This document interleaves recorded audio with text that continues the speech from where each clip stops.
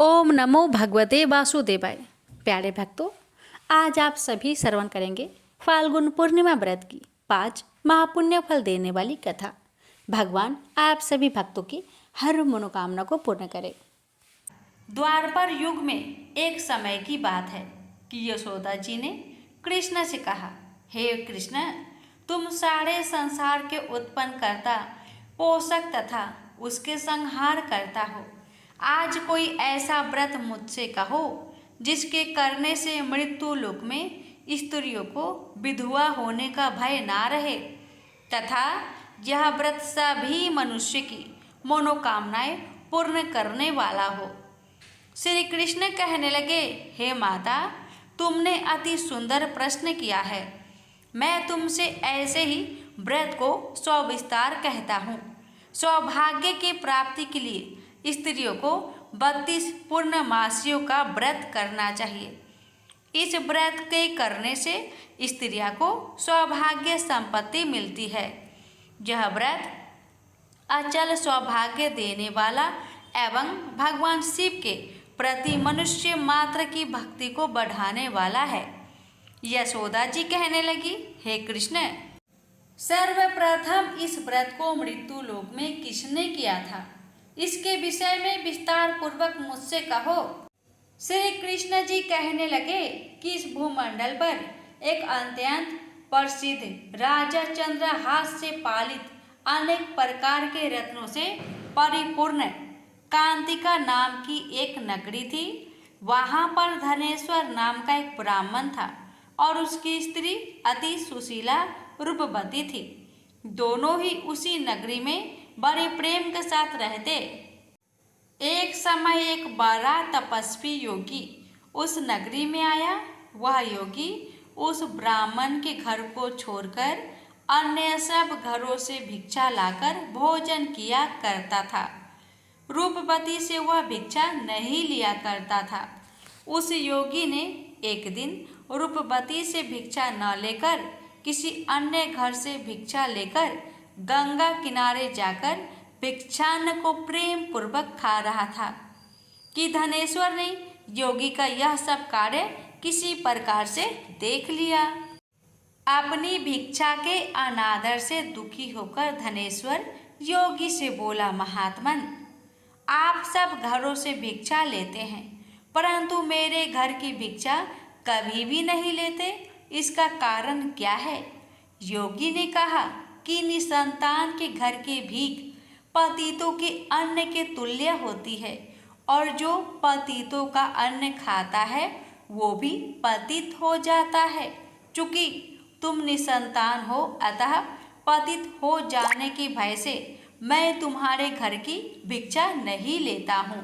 धनेश्वर यह बात सुनकर अपने मन में बहुत दुखी हुआ और हाथ जोड़कर योगी के पैरों पर गिर पड़ा तथा अंतर्भाव से कहने लगा, हे महाराज, यदि ऐसा है तो आप मुझको पुत्र प्राप्ति का उपाय बतलाइए। आप सर्वज्ञ हैं, मुझ पर अवश्य ही यह कृपा कीजिए। धन की मेरे घर में कोई कमी नहीं, परंतु मैं पुत्र न होने के कारण अत्यंत दुखी हूँ। आप मेरे इस दुख का हरण करें, आप सामर्थ्यवान हैं। यह सुनकर योगी कहने लगे, हे ब्राह्मण, तुम चंडी की आराधना करो। घर आकर उसने अपने स्त्री से सब वृत्तांत कहा और स्वयं तप के निमित्त वन में चला गया। वन में जाकर उसने चंडी की उपासना की और उपवास किया। चंडी ने 16वें दिन उसको सपने में दर्शन दिया और कहा, हे धनेश्वर, जा तेरे पुत्र होगा परंतु वह 16 वर्ष की आयु में ही मृत्यु को प्राप्त हो जाएगा। यदि तुम दोनों स्त्री पुरुष 32 पूर्णमासियों का व्रत विधि पूर्वक करोगे तो वह दीर्घ आयु होगा। जितनी तुम्हारी सामर्थ्य हो आटे के दिए बनाकर शिव जी का पूजन करना, परंतु पूर्णमासी को 32 जौ जाने चाहिए। प्रातःकाल होने पर इस स्थान के समीप ही तुम्हें एक आम का वृक्ष दिखाई देगा। उस पर तुम चढ़कर एक फल तोड़कर शीघ्र अपने घर चले जाना। अपनी स्त्री से सब वृत्तांत कहना। ऋतु स्नान के पश्चात स्वच्छ होकर शंकर जी का ध्यान करके उस फल को खा लेगी। तब शंकर भगवान की कृपा से उसको गर्भ हो जाएगा। जब वह ब्राह्मण प्रातःकाल उठा तो उसने उस स्थान के पास ही एक आम का वृक्ष देखा, जिस पर एक अत्यंत सुंदर आम का फल लगा हुआ था। उस ब्राह्मण ने उस आम के वृक्ष पर चढ़कर उस फल को तोड़ने का प्रयत्न किया, परंतु वृक्ष पर कई प्रकार प्रयत्न करने पर भी वह ना चढ़ पाया। तब तो उस ब्राह्मण को बहुत चिंता हुई और विघ्न विनाशक गणेश जी की वंदना करने लगा। हे दयानिधे, अपने भक्त के विघ्नों का नाश करके उनके मंगल कार्य को करने वाले, दुष्टों का नाश करने वाले, रिद्धि सिद्धि के देने वाले, आप मुझ पर कृपा करके इतना बल दे कि मैं अपने मनोरथ को पूर्ण कर सकूं। इस प्रकार श्री गणेश जी की प्रार्थना करने पर उनकी कृपा से धनेश्वर वृक्ष पर चढ़ गया और उसने एक अति सुंदर आम का फल देखा। उसने विचार किया कि जो वरदान से फल मिला था वह यह है और कोई फल दिखाई नहीं देता। उस धनेश्वर ब्राह्मण ने जल्दी से उस फल को तोड़कर अपनी स्त्री को लाकर दिया और उसकी स्त्री ने अपने पति के कथन अनुसार उस फल को खा लिया और वह गर्भवती हो गई। देवी जी की असीम कृपा से उसे एक अत्यंत सुंदर पुत्र उत्पन्न हुआ, जिसका नाम उन्होंने देवी दास रखा। माता पिता के हर्ष और शोक के साथ वह बालक शुक्ल पक्ष के चंद्रमा की भांति अपने पिता के घर में बढ़ने लगा। भवानी की कृपा से वह बालक बहुत ही सुंदर, सुशील और विद्या पढ़ने में बहुत ही निपुण हो गया। दुर्गा जी की आज्ञा अनुसार उसकी माता ने 32 पूर्णमासी का व्रत रखना प्रारंभ कर दिया था, जिससे उसका पुत्र बड़ी आयु वाला हो जाए। 16वां वर्ष लगते ही देवी दास के माता पिता को बड़ी चिंता हो गई कि कहीं उनके पुत्र की इस वर्ष मृत्यु ना हो जाए। इसलिए उन्होंने अपने मन में विचार किया कि यदि यह दुर्घटना उनके सामने हो गई तो वे कैसे सहन कर सकेंगे। अस्तु उन्होंने देवी दास के मामा को बुलाया और कहा कि हमारी इच्छा है कि देवी दास 1 वर्ष तक काशी में जाकर विद्या अध्ययन करे और उसको अकेला भी नहीं छोड़ना चाहिए। इसलिए साथ में तुम चले जाओ और 1 वर्ष के पश्चात इसको वापस लौटा लाना। सब प्रबंध करके उसके माता पिता ने काशी जाने के लिए देवीदास को एक घोड़े पर बैठाकर उसके मामा को उसके साथ कर दिया, किंतु यह बात उसके मामा या किसी और से नहीं कही। धनेश्वर ने सपत्नीक अपने पुत्र की मंगल कामना तथा दीर्घ आयु के लिए भगवती दुर्गा की आराधना और पूर्णमासियों का व्रत करना आरंभ कर दिया। इस प्रकार बराबर 32 पूर्णमासी का व्रत पूरा किया। कुछ समय पश्चात एक दिन वह दोनों मामा और भांजा मार्ग में रात्रि बिताने के लिए किसी ग्राम में ठहरे हुए थे। उस दिन उस गांव में एक ब्राह्मण की अत्यंत सुंदरी, सुशीला, विदुषी और गुणवती कन्या का विवाह होने वाला था। जिस धर्मशाला के अंदर वर और उसकी बारात ठहरी हुई थी, उस धर्मशाला में देवीदास और उसके मामा भी ठहरे हुए थे। संयोगवश कन्या को तेल आदि चढ़ाकर मंडप आदि का कृत्य किया गया तो लगन के समय वर को धनुर्वात हो गया।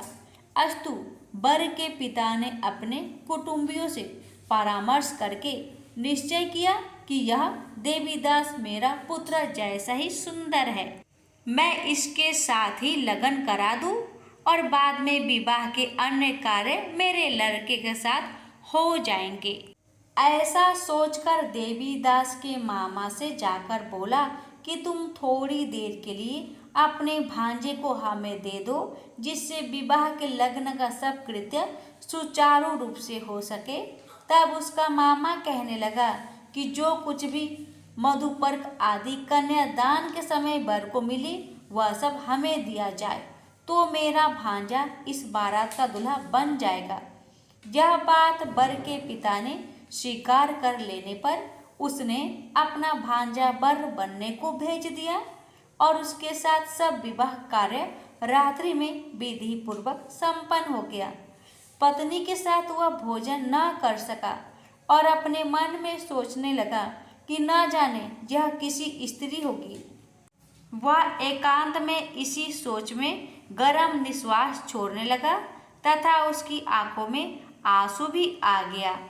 तब वधू ने पूछा कि क्या बात है, आप इतने उदासीन व दुखी क्यों हो रहे हैं।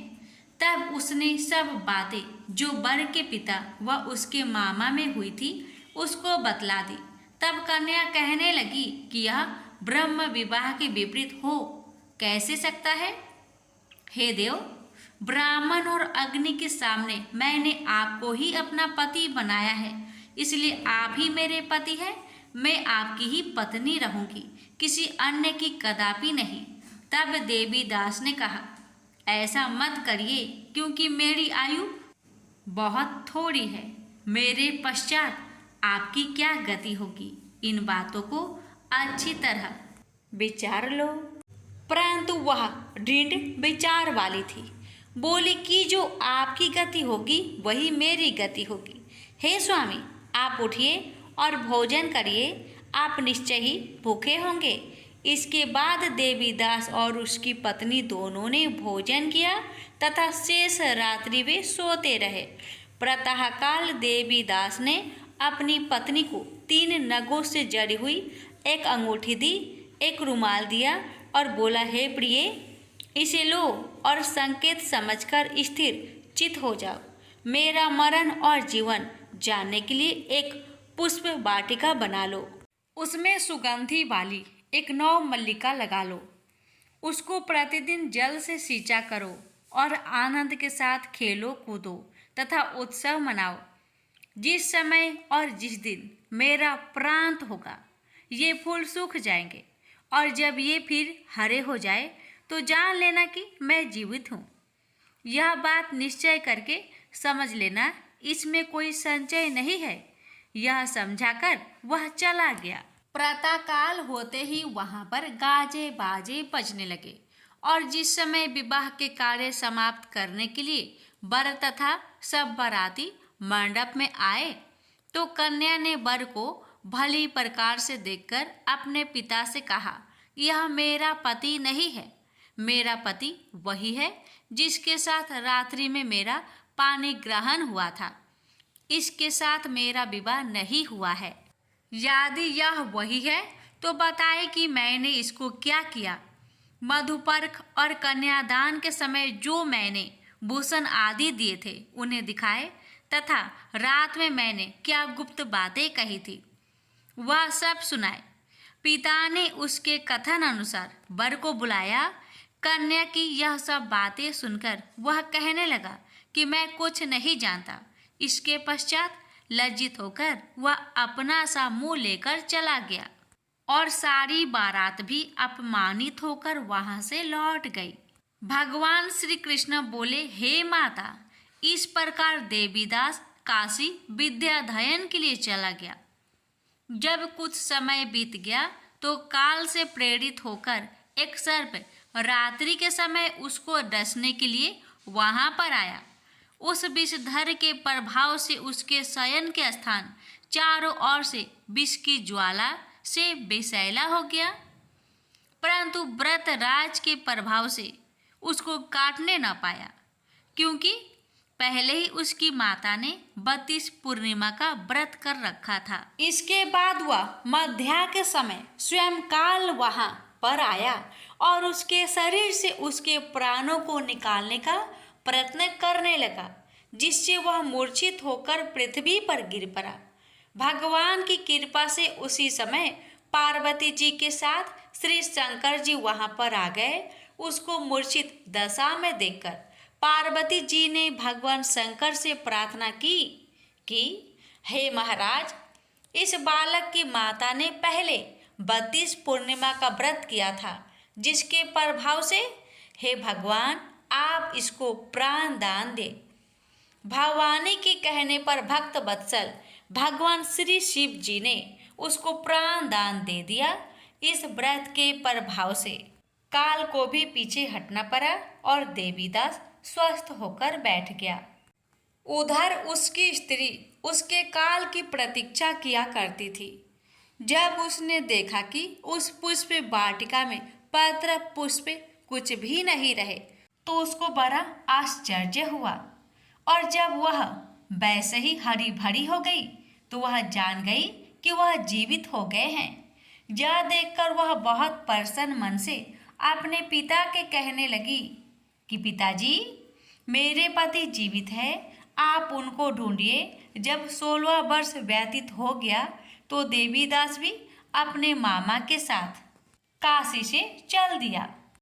इधर उसे ससुर उसको ढूंढने के लिए अपने घर से जाने वाले ही थे कि वह दोनों मामा भांजा वहां पर आ गए। उसको आया देखकर उसका ससुर बड़ी प्रसन्नता के साथ अपने घर में ले गया। उस समय नगर के निवासी भी वहां इकट्ठे हो गए और सबने निश्चय किया कि अवश्य ही इसी बालक के साथ इस कन्या का विवाह हुआ था। उस बालक को जब कन्या ने देखा तो पहचान लिया और कहा कि ये तो वही है जो संकेत करके गया था। तदुपरांत सभी कहने लगे कि भला हुआ जो यह आ गया, और सब नगरवासियों ने आनंद मनाया। कुछ दिन बाद देवीदास अपनी पत्नी और माता के साथ अपने ससुर के घर से बहुत सा उपहार आदि लेकर अपने घर के लिए प्रस्थान किया। जब वह अपने गांव के निकट आ गया तो कई लोगों ने उसको देखकर उसके माता पिता को पहले ही जाकर खबर दे दी कि तुम्हारा पुत्र देवीदास अपनी पत्नी और मामा के सहित आ रहे हैं। ऐसा समाचार सुनकर पहले तो उन्हें विश्वास ही नहीं हुआ, किंतु जब और लोगों ने भी आकर उनकी बात का समर्थन किया तो उनको बड़ा आश्चर्य हुआ। लेकिन थोड़ी देर में देवीदास ने आकर अपने माता पिता के चरणों में अपना सिर रखकर प्रणाम किया और उसकी पत्नी ने अपने सास ससुर के चरणों को स्पर्श किया तो माता पिता ने अपने पुत्र और पुत्रवधू को अपने हृदय से लगा लिया और दोनों की आंखों में प्रेम अश्रु बह चले। अपने पुत्र और पुत्रवधू के आने की खुशी में धनेश्वर ने बड़ा भारी उत्सव किया और ब्राह्मणों को भी बहुत सी दान दक्षिणा देकर प्रसन्न किया। श्री कृष्ण जी कहने लगे कि इस प्रकार धनेश्वर 32 पूर्णिमाओं की व्रत के प्रभाव से पुत्रवान हो गया। जो भी स्त्रियां इस व्रत को करती है वे जन्म जन्मांतर में वैधव का दुख नहीं भोगती और सदैव सौभाग्यवती रहती है। यह मेरा वचन है, इसमें कोई संदेह नहीं मानना। यह व्रत पुत्र पौत्रों को देने वाला तथा संपूर्ण मनोकामनाओं को पूर्ण करने वाला है। 32 पूर्णिमाओं के व्रत करने से व्रत की सब इच्छाएं भगवान शिव जी की कृपा से पूर्ण हो जाती है। प्रेम से बोलिए हर हर महादेव। अब आइए जानते हैं 32 पूर्णिमा व्रत की पूजन विधि के बारे में। नर और नारायण की कथा। प्रेम से बोलिए विष्णु भगवान की जय। ब्रह्मा जी के मानस पुत्र धर्म का विवाह दक्ष की कन्या मूर्ति से हुआ था। इन्हीं मूर्ति की कोख से नर और नारायण का जन्म हुआ। बड़े होने पर नर और नारायण बद्रिका आश्रम चले गए और ईश्वर की कठिन तपस्या करने लगे। उनकी कठिन तपस्या से इंद्र घबरा गए। वे सोचने लगे अगर ये नर और नारायण इस तरह कठिन तप करते रहे तो एक दिन इंद्रासन पाने का अधिकारी हो जाएंगे। मुझे इनकी तपस्या भंग करनी चाहिए। यह सोचकर इंद्र ने कामदेव को आदेश दिया, कामदेव तुम अप्सराओं को लेकर बद्रिका आश्रम जाकर नर नारायण की तपस्या भंग कर दो। इंद्र की आज्ञा पाकर कामदेव अप्सराओं को साथ लेकर बद्रिका आश्रम पहुंचा और नर नारायण की तपस्या भंग करने की कोशिश करने लगा, लेकिन नर और नारायण पर कामदेव की माया का कोई प्रभाव नहीं पड़ा। निराश होकर कामदेव अप्सराओं सहित वापस इंद्र के वहां पहुंचा और बोला, देवराज, मैं अपनी कोशिश में असफल रहा। वो दोनों ऋषि भगवान भजन में इतने तल्लीन हैं कि उन पर हमारी किसी कोशिश का भी रत्ती भर भी असर नहीं हुआ। इंद्र बोले, कोई बात नहीं, मैं किसी अन्य तरीके से उन्हें साधना से विचलित करने की कोशिश करूंगा। इंद्र ने अनेक कोशिशें की, किंतु अपनी हर कोशिश में नाकामयाब रहा। पर इस बीच एक ऐसा संयोग बन गया कि इंद्र को अपनी मनचाही मुराद पूरी होते दिखाई देने लगी। एक दिन महर्षि च्यवन नकुलेश्वर तीर्थ में नर्मदा में स्नान करने पधारे। अभी उन्होंने जल पर पैर रखा ही था कि तभी एक सांप ने उनका पैर थाम लिया। महर्षि ने पैर छुड़ाने की बहुत कोशिश की, लेकिन पैर छोड़ने के बजाय सांप ने अपनी जकड़ में और तेज कर दी। वे दर्द से कराह उठे। आह, मेरा पूरा जिस्म सुन्न हो गया। अरे छोड़ दुष्ट, नहीं छोड़ता, जा, मैं तुझे श्राप देता हूँ कि इसी क्षण से तू विषहीन हो जाएगा। ऋषि के श्राप से सांप विषहीन हो गया। ऋषि भी बेहोश हो गए, लेकिन उसने ऋषि को नहीं छोड़ा। वह च्यवन को पाताल लोक ले गया। पाताल में पहुंचकर जब ऋषि को होश आया, उन्होंने चौंक कर चारों तरफ देखा। कुछ देर का ही समय बीता था कि कई दैत्य ऋषि के सम्मुख पहुंचे और उन्हें सादर प्रणाम कर दैत्यराज प्रहलाद के पास ले गए। दैत्यराज ने च्यवन ने ऋषि की बहुत आवभगत की और ऊंचे सिंहासन पर बैठाकर उनका आशीर्वाद लेते हुए कहा, मुनिवर, मेरा अहोभाग्य कि आपने दैत्य की इस नगरी में पधारकर हमें कृतार्थ किया। मेरे योग्य कोई सेवा हो तो बताइए। महर्षि च्यवन बोले, मैं यहाँ अपनी इच्छा से नहीं आया दैत्यराज, मुझे यहाँ पर एक भयंकर सांप ने खींच लाया है। प्रहलाद बोला, किसी भी बहाने से सही आप पाताल लोक पधारे तो सही, यही हमारे लिए बहुत गर्व की बात है। अब मैं आपको जल्दी वापस पृथ्वी पर न जाने दूंगा। प्रहलाद ने महर्षि की इतना सेवा शुश्रूषा की कि च्यवन ने खुश हो गए। एक दिन जब प्रहलाद च्यवन ऋषि की पैर दबा रहा था तो मुदित स्वर में ऋषि ने कहा, दैत्यराज, मैं तुम्हारी सेवा से बहुत प्रसन्न हूँ। तुम जो भी प्रश्न पूछना चाहते हो पूछ सकते हो। प्रहलाद बोला, महर्षि, बहुत दिनों से मैं तीर्थाटन के लिए जाने की सोच रहा हूँ, किंतु निर्णय नहीं ले पा रहा हूँ कि किस तीर्थ के दर्शन करने जाऊं। महर्षि बोले, पृथ्वी पर नैमिषारण्य, आकाश पर पुष्कर और पाताल में चक्र तीर्थ है। तुम इनमें से जहां भी चाहो जा सकते हो। प्रहलाद बोला, चक्र तीर्थ तो मैं हो आया हूँ, पुष्कर फिर कभी जाऊंगा। सबसे पहले मैं पृथ्वी पर नैमिषारण्य जाना चाहता हूँ। महर्षि बोले, यदि ऐसी ही तुम्हारी इच्छा है तो बेशक पहले वो ही हो आओ, मेरा आशीर्वाद तुम्हारे साथ है।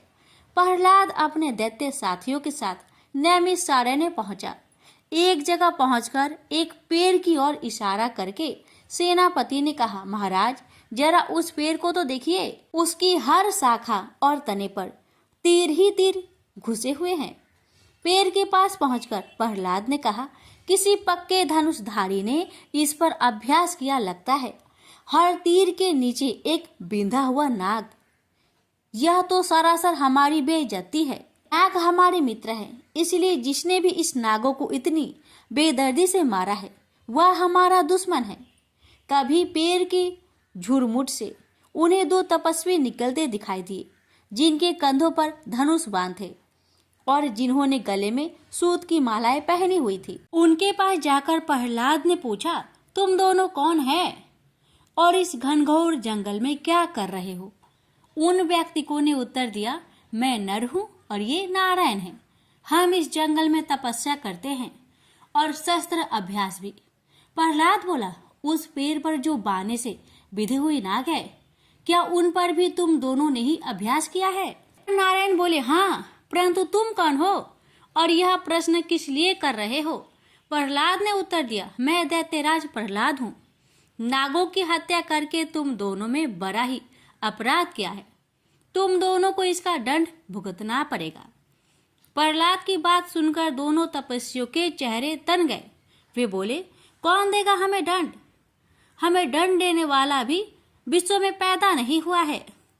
अपना रास्ता नापो दैत्याधापति। नर नारायण की बातें सुनकर दैत्यराज प्रहलाद गुस्से से बोला, तुम दोनों तपस्वियों की इतनी मजाल कि दैत्यराज के सम्मान को ठेस पहुंचाओ। ठहरो, मैं तुम्हें अभी दंड देता हूँ। यह कहकर दैत्यराज प्रहलाद ने अपने धनुष पर तीर चढ़ाकर नर की ओर चला दिया, लेकिन नारायण ने उसके तीर को इतनी तेजी के साथ रास्ते में ही काट फेंका कि प्रहलाद भौंकचक्का रह गया। फिर तो दैत्यराज प्रहलाद और नर नारायण के बीच घनघोर युद्ध छिड़ गया। दैत्य सेनापति के संकेत पर एक बड़ी सेना ने नर नारायण को चारों ओर से घेर लिया। नर नारायण अपने तीरों से दैत्यों पर इतनी विकट बाण वर्षा की, दैत्य घबरा गए। दोनों ओर से अग्नि बाण छूटने लगे, पहाड़ टूट टूट कर गिरने लगे, नदियों का जल उछलने लगा, धरती रह रहकर कांप उठी। तभी नर नारायण का एक बाण प्रहलाद को जा लगा और प्रहलाद संज्ञा शून्य हो गया। सेनापति उसे उठाकर युद्ध भूमि से बाहर ले गया और नर नारायण भी अपनी दिनचर्या में लग गए। होश आने पर प्रहलाद को अपनी स्थिति का पता लगा तो उसे बहुत दुख हुआ। उसने सोचा, इतना बड़ा धनुर्धारी होते हुए भी मैं उन दो तपस्वियों से कैसे मात खा गया। भगवान विष्णु के पास चलूं और उन्हीं से इस रहस्य का पता चलेगा। यह सोचकर प्रहलाद भगवान विष्णु के पास पहुंचा और बोला, देव, आपका परम भक्त और अस्त्र शस्त्र चालन में प्रवीण होते हुए भी उन दो तपस्वियों ने मुझे कैसे हरा दिया? मैं इस रहस्य को जानना चाहता हूँ। विष्णु बोले, प्रहलाद, तुम तो सिर्फ मेरे भक्त ही हो, किंतु वे दोनों तो मेरे ही स्वरूप है। फिर तुम उन दोनों से कैसे जीत सकते थे? प्रहलाद ने विनय पूर्वक कहा, मुझे क्षमा कर दे प्रभु, मुझे इस बात का पता नहीं था कि वे दोनों आप ही के स्वरूप है। परंतु देव, मैंने युद्ध में उन्हें पराजित करने की प्रतिज्ञा की हुई है। अब उस प्रतिज्ञा का क्या होगा? विष्णु बोले, तुम उन्हें एक दूसरे ढंग से भी पराजित कर सकते हो प्रहलाद। वह कैसे देव? प्रहलाद ने प्रश्न किया। विष्णु बोले, उनकी पूजा आराधना करके उन्हें प्रसन्न करो। अगर वे प्रसन्न हो गए तो समझ लो तुम्हारी विजय हो गई।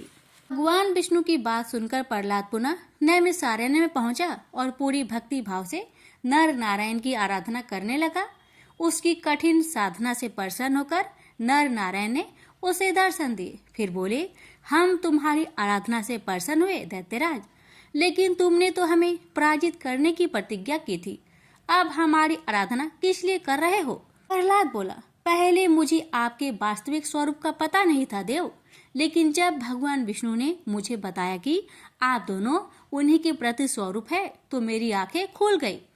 मुझे क्षमा कर दीजिए। नर नारायण बोले, हमने तुम्हें क्षमा कर दिया और अब पराजित पुरुष के रूप में हम तुम्हें आशीर्वाद देते हैं कि तुम अक्षय, अविनाशी और अजर अमर रहोगे। इस पृथ्वी पर जब तक एक भी विष्णु भक्त मौजूद रहेगा, उसके भक्त के रूप में तुम्हें हमेशा याद करता रहेगा। प्रहलाद को आशीर्वाद देकर नर नारायण अदृश्य हो गए और प्रहलाद वापस पाताल पहुंचा और दूसरे ही दिन हिरण्याक्ष के पुत्र अंधक को दैत्य का राजपाट सौंपकर वन गमन कर गया। अपना शेष जीवन अपने हरि भजन में व्यतीत किया और हरि कृपा से अंत में बैकुंठ धाम को गया। नर नारायण की वास्तविक स्वरूप का ज्ञान होते ही इंद्र को अपनी भूल का आभास हो गया और उन्होंने फिर नर नारायण की तपस्या में कोई विघ्न डालने की कुचेष्टा नहीं की। प्रेम से बोलिए विष्णु भगवान की जय। एक बार माता लक्ष्मी भगवान विष्णु से पूछती है, हे स्वामी, तुलसी के पास दीपक जलाने का क्या महत्व है और रोज शाम को तुलसी के पास दिया क्यों जलाया जाता है? इससे मनुष्य को कौन सा फल प्राप्त होता है? तुलसी के पास दीपक जलाने की विधि क्या है तथा दीपक जलाते समय कौन से मंत्र का उच्चारण करना चाहिए? कृपया आप मुझे विस्तार से बतलाइए। तब भगवान विष्णु जी कहते हैं, हे देवी, आज आपने समस्त मानव जाति के कल्याण के लिए बहुत ही महत्वपूर्ण प्रश्न किया है। आपके इस प्रश्न का उत्तर देने से पूर्व मैं आपको एक प्राचीन कथा सुनाता हूं, जिससे आपको सभी प्रश्न के उत्तर मिल जाएंगे। इसलिए आप इस कथा को बड़े ही श्रद्धा प्रसन्नचित पूर्वक पूरा सुनिए। इस कथा को ध्यान से पूरा सुनने मात्र से ही मनुष्य को, भक्तों को 100 वर्षों तक तुलसी के पास दीपक जलाने का पुण्य प्राप्त हो जाता है। फिर माता लक्ष्मी कहती है, हे स्वामी, हे भगवान, मैं इस कथा को सुनने के लिए बड़ी उत्सुक हूं। कृपया आप इस कथा को सुनाना प्रारंभ कीजिए। तब भगवान विष्णु माता लक्ष्मी को वह कथा सुनाने लग जाते हैं कि हे देवी, पूर्व काल की बात है। दक्षिण दिशा में तुंगभद्रा नाम की एक बहुत बड़ी नदी है। इस नदी के किनारे पर हरिहरपुर नाम का एक अत्यंत सुंदर नगर बसा हुआ था। उसी नगर में काशी नाम के एक ब्राह्मण निवास करते थे। वे अत्यंत गुणवान, चरित्रवान, धर्म कार्य करने वाले तथा वेदों के मार्ग पर चलने वाले थे। उन्होंने समस्त शास्त्र का अध्ययन किया हुआ था। उस ब्राह्मण की एक पत्नी थी, जिसे लोग दुराचार कहकर पुकारते थे, क्योंकि उसके कर्म ही उसके नाम के अनुसार थे। वह सदैव ही अपने पति को अपमानित करती थी।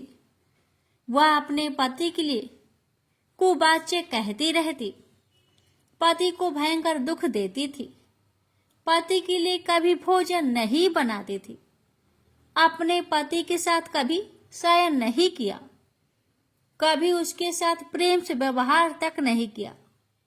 पति के मित्र, परिवार के लोग घर पर आते तो वह स्त्री उनको अपमानित करके घर से भगा देती थी और स्वयं काम भाव से उन्मत्त होकर निरंतर अन्य वैभवचारिणी स्त्रियों के साथ घूमा करती थी। उसका मन पति को छोड़कर पराये पुरुष में लगा रहता था। उसने कभी अपने पति से प्रेम से बात तक नहीं की, किंतु पराये पुरुषों के संग बैठकर बातें करती थी। पराये पुरुषों को मोहित करने के लिए बड़े ही सज धज कर गांव में घूमने जाया करती थी। कभी वह वन में किसी वृक्ष के नीचे खड़ी रहकर सुंदर पुरुषों की राह देखने लगती और किसी दुष्ट पुरुष को मोहित करके उसके संग भोग विलास किया करती थी। फिर एक दिन वह दुराचारिणी स्त्री वन में जाकर एक वृक्ष के नीचे खड़ी हो गई। उसका चित्त काम से भरा हुआ था। वह किसी सुंदर कामी पुरुष की राह देख रही थी, किंतु बहुत समय निकलने के बाद भी उस स्थान पर कोई पुरुष नहीं आया। इसलिए वह अत्यंत दुखी हो गई और प्रियतम की खोज में इधर उधर देखने लगी। उस दिन उसका सारा परिश्रम व्यर्थ हो गया। वहां पर खड़ी होकर वह नाना प्रकार की बातें कहकर विलाप करने लगी। हाय, आज तो इस मार्ग से कोई भी सुंदर पुरुष नहीं आया। अब मैं कैसे अपने काम वासना को शांत करूं? क्या करूं? आज की रात कैसे बीतेगी? यह सोचकर वह जोर जोर से रोने लगी। उस जंगल में एक भयानक बाघ निवास करता था। उस पापिनी स्त्री की आवाज सुनकर वह जाग गया और उछलकर उस स्त्री का भक्षण करने के लिए उसके पास आ गया। उस भयंकर बाघ को देखकर उस स्त्री के पसीने छूटने लगे। वह थर थर कांपने लगी। वह स्त्री कुछ करती, इतने में ही उस बाघ ने अपने पंजे से उसे घायल कर दिया और वह स्त्री जमीन पर गिर पड़ी। जमीन पर गिरते ही वह स्त्री चिल्लाते हुए बोली, अरे बाघ, तू किस लिए यहाँ पर आया है? मुझे क्यों मार रहा है? मैं यहाँ पर अपने प्रियतम को खोज रही हूँ। तू मुझे छोड़ दे। मेरा भक्षण करके तुझे क्या मिलेगा? उस स्त्री की बात सुनकर वह भयानक बाघ क्षण भर के लिए रुक गया और हंसते हुए बोला, ए दुष्टा, आज विधाता ने मुझे मेरा ग्रास नियुक्त किया है। तुझ जैसी पापिनी स्त्रियों का भक्षण करना ही मेरा काम है, तभी मुझे इस शरीर से मुक्ति मिलेगी। बाघ की बात सुनकर वह स्त्री कहने लगी, हे बाघ, तुम कौन हो? मुझे सच सच बताओ, तुम्हें किस कारण से बाघ की योनि में जन्म लेना पड़ा और तुम मुझ जैसी स्त्रियों का भक्षण क्यों करते हो? पहले मुझे सारी बात बताओ और फिर मेरा भक्षण करो। फिर बाघ कहने लगा, हे पापिनी, मैं तुझे मेरे पूर्व जन्म का वृत्तांत सुनाता हूँ कि किस कारण मुझे बाघ बनना पड़ा। पूर्व काल में दक्षिण देश में एक नदी थी। उस नदी के तट पर एक नगरी बसी हुई थी। उस नगरी में मैं निवास करता था। मैं एक ब्राह्मण का पुत्र था और नदी किनारे बैठकर यज्ञ आदि कार्य किया करता था। मैंने उस जन्म में अनेक पापियों के लिए यज्ञ किया, उन पापियों के घर का भोजन किया। मैंने धन के लोभ से अनेक पापियों के लिए कार्य किए। जिन वस्तुओं का दान ब्राह्मण को नहीं लेना चाहिए, उन वस्तुओं का दान मैंने ग्रहण किया और दूसरों से धन लेता था, लेकिन कभी वापस नहीं करता था। इस प्रकार से पाप करते हुए मुझे बहुत साल बीत गए और मैं बूढ़ा हो गया। मेरे बाल दाढ़ी सब सफेद हो गए, आंखें सूज गई, मुंह के सारे दांत गिर गए, लेकिन फिर भी मेरी दान लेने की आदत नहीं छूटी और मैं पाप करता गया। फिर एक दिन मैं धन के लोभ से नदी किनारे गया और अन्य धूर्त ब्राह्मणों के साथ मिलकर हमने लोगों को ठगा। झूठे मंत्र का कथन बोलकर हमने बिना विधि विधान से किए ही देवी देवताओं का पूजन किया और बहुत सारा धन दान में ले लिया। फिर उसी स्थान पर एक बीमार कुत्ते ने मेरे पैर में काट लिया और मैं मूर्छित होकर गिर पड़ा। उसी क्षण मेरे प्राण भी चले गए। फिर यम के दूत उस स्थान पर प्रकट हुए और मुझे पकड़कर यमपुरी ले गए। वहां पर यमराज ने चित्रगुप्त से मेरे कर्मों का लेखा जोखा निकालने के लिए कहा। फिर चित्रगुप्त कहने लगे, हे धर्मराज, इस ब्राह्मण ने घोर पाप किए हैं। इसने दूसरे से झूठ कहकर धन लूटा है। विधि विधान से पूजा ना करके झूठ मंत्र बोलकर भगवान का अपमान किया है। इसलिए यह पापी ब्राह्मण केवल नरक ही जाने के योग है। फिर यमराज ने अपने दूतों को आदेश देकर मुझे नरक की अग्नि में डाल दिया। अनेक वर्षों तक नरक की सजा भोगने के बाद मुझे बाघ का शरीर प्राप्त हुआ और मैं इस दुर्गम वन में निवास करने लगा। मैं अपने पूर्व जन्म के पापों को याद करके कभी भी कोई भी महात्मा पुरुष या फिर साधु संत हो, सती स्त्रियों का मैं भक्षण नहीं करता हूँ। मैं केवल पापी, दुराचारिणी तथा उल्टा स्त्रियों का ही भक्षण करता हूँ ताकि मुझे पाप से मुक्ति मिल जाए। इस प्रकार से उस बाघ ने अपने पूर्व जन्म का पूरा कथा उस पापिनी को सुना दिया और फिर उस स्त्री से कहने लगा, हे पापिनी, तेरे आचरण से तू उल्टा दिखाई पड़ती है। अपने पति को छोड़कर तू इस वन में अन्य पुरुष के साथ भोग विलास करने आई है। इसलिए आज तो तू मेरा ग्रास अवश्य बनेगी। इतना कहकर उस बाघ ने अपने तीक्ष्ण नाखून से उस पापिनी स्त्री के टुकड़े टुकड़े करके उसे खा लिया। फिर उस स्थान पर यम के दूत प्रकट हुए और उस पापिनी स्त्री को उठाकर यमपुरी ले गए। वहां पर उसे यमराज के सामने खड़ा किया गया। फिर चित्रगुप्त ने उस स्त्री का लेखा जोखा निकालते हुए यमराज जी से कहने लगे, हे धर्मराज, यह स्त्री तो अत्यंत पापिनी है। इसने घोर पाप किए हैं। इसने व्यभिचार किया है। इसने अपनी पति की कभी सेवा नहीं की।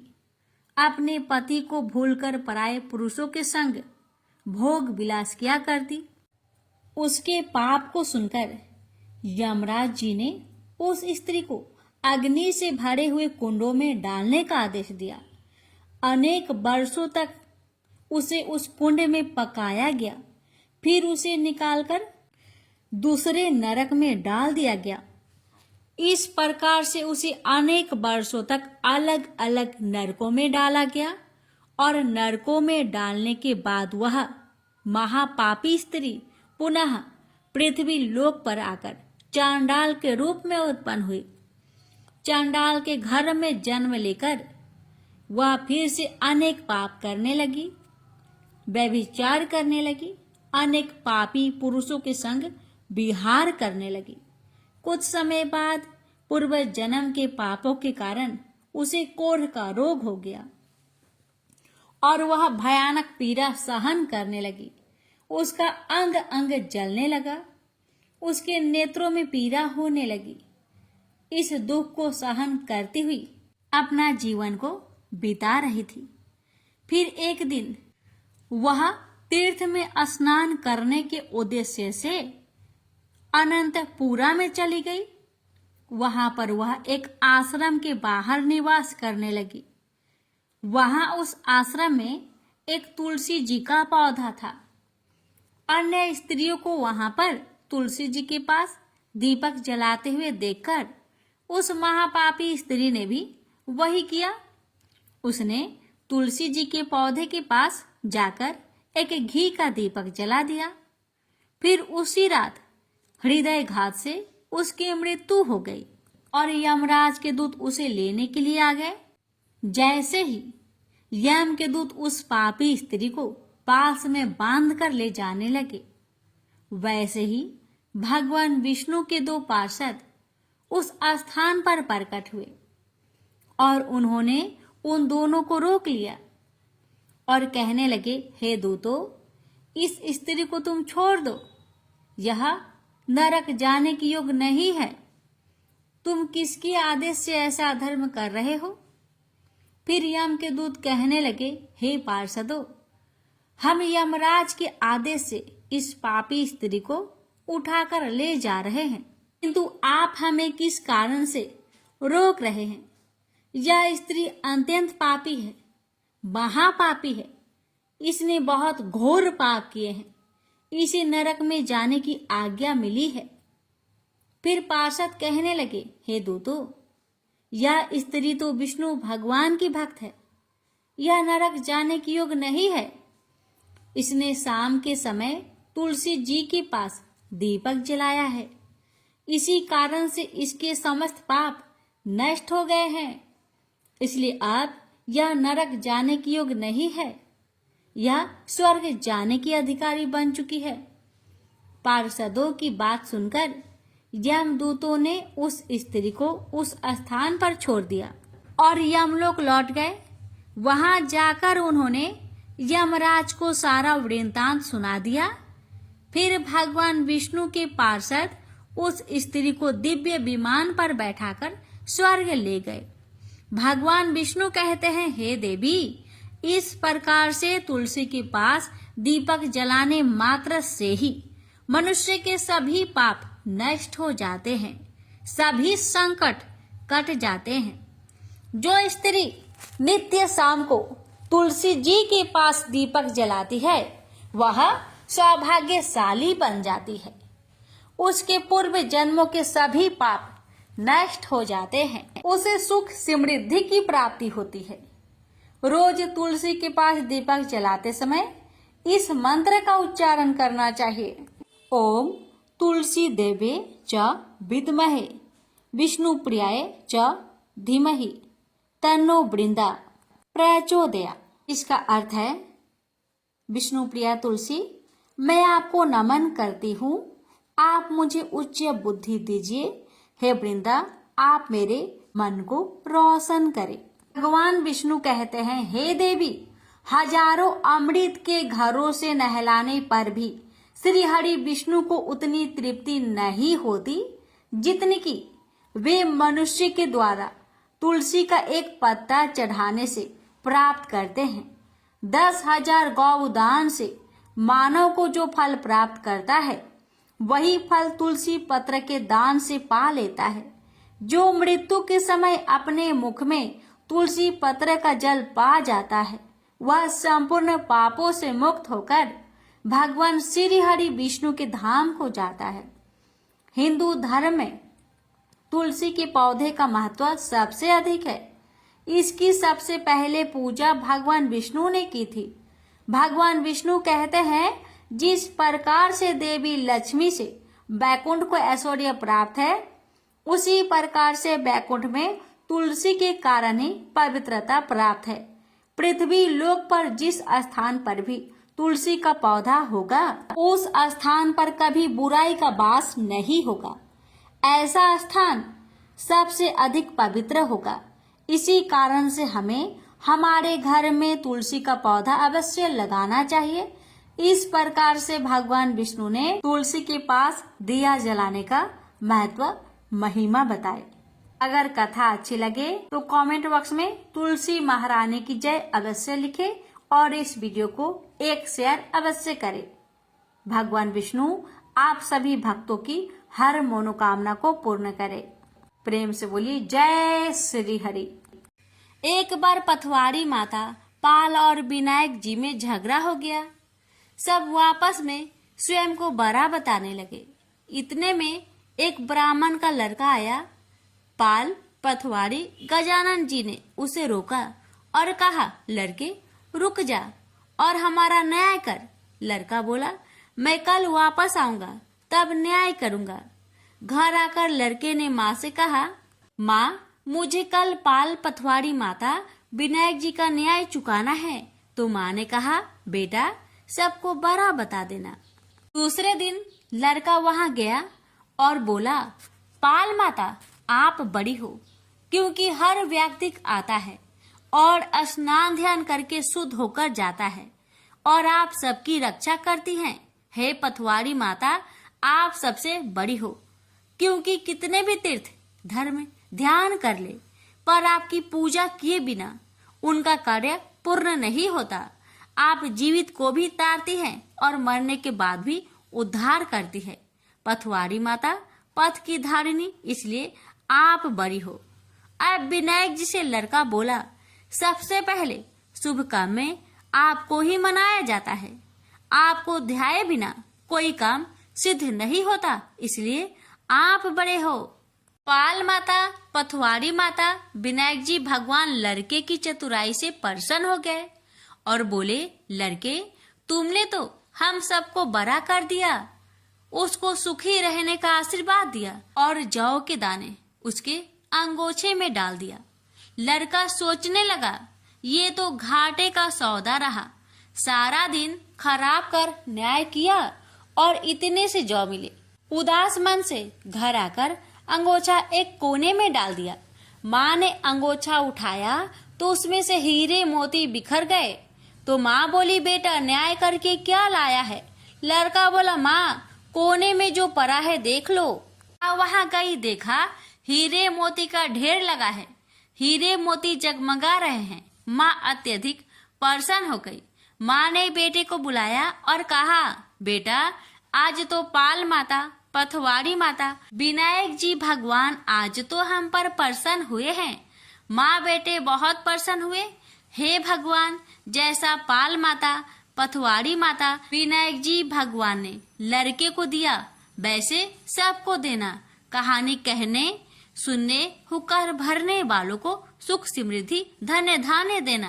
प्रेम से बोलिए आल पथवारी विनायक भगवान की जय। लापसी तपसी की कथा। एक लापसी था, एक तपसी था। तपसी हमेशा भगवान की तपस्या में लीन रहता था। लापसी रोजाना 1.25 सेर की लापसी बनाकर भगवान का भोग लगाकर जीम लेता था। एक दिन दोनों लड़ने लगे। लापसी बोला, मैं रोज भगवान की तपस्या करता हूँ, इसलिए मैं बड़ा हूँ। लापसी बोला कि मैं रोज भगवान को 1.25 सेर लापसी का भोग लगाता हूँ, इसलिए मैं बड़ा हूँ। नारद जी वहां से गुजर रहे थे। दोनों को लड़ता देखकर उनसे पूछा कि क्यों तुम लड़ रहे हो। लापसी ने खुद को बड़ा होने का कारण बताया और तपसी ने अपना कारण बताया। नारद जी बोले, तुम्हारा फैसला मैं कर दूंगा। दूसरे दिन लापसी और तपसी नहाकर अपनी रोज की भक्ति करने आए तो नारद जी ने छुपकर 1.25 करोड़ की एक अंगूठी उन दोनों के आगे रख दी। तपसी की नजर जब अंगूठी पर पड़ी तो उसने चुपचाप अंगूठी उठाकर अपने नीचे दबा ली। लापसी की नजर अंगूठी पर पड़ी लेकिन उसने ध्यान नहीं दिया। भगवान को भोग लगाकर लापसी खाने लगा। नारद जी सामने आए तो दोनों ने पूछा कि कौन बड़ा। तो नारद जी ने तपसी को खड़ा होने को कहा। वो खड़ा हुआ तो उसके नीचे दबी अंगूठी दिखाई पड़ी। नारद जी ने तपसी से कहा, तपस्या करने के बाद भी तुम्हारी चोरी करने की आदत नहीं गई, इसलिए लापसी बड़ा है और तुम्हें तुम्हारी तपस्या का कोई भी फल नहीं मिलेगा। तपसी शर्मिंदा होकर माफी मांगने लगा। उसने नारद जी से पूछा, मुझे मेरी तपस्या का फल कैसे मिलेगा। नारद जी ने कहा, यदि कोई गाय और कुत्ते की रोटी नहीं बनाएगा तो फल तुझे मिलेगा। यदि कोई ब्राह्मण को भोजन करवाकर दक्षिणा नहीं देगा तो फल तुझे मिलेगा। यदि कोई साड़ी के साथ ब्लाउज नहीं देगा तो फल तुझे मिलेगा। यदि कोई दिए से दिया जलाएगा तो फल तुझे मिलेगा। यदि कोई सारी कहानी सुने लेकिन तुम्हारी कहानी नहीं सुने तो फल तुझे मिलेगा। उसी दिन से हर व्रत कथा कहानी के साथ लापसी तपसी की कहानी भी सुनी और कही जाती है। प्रेम से बोलिए लक्ष्मी नारायण की जय।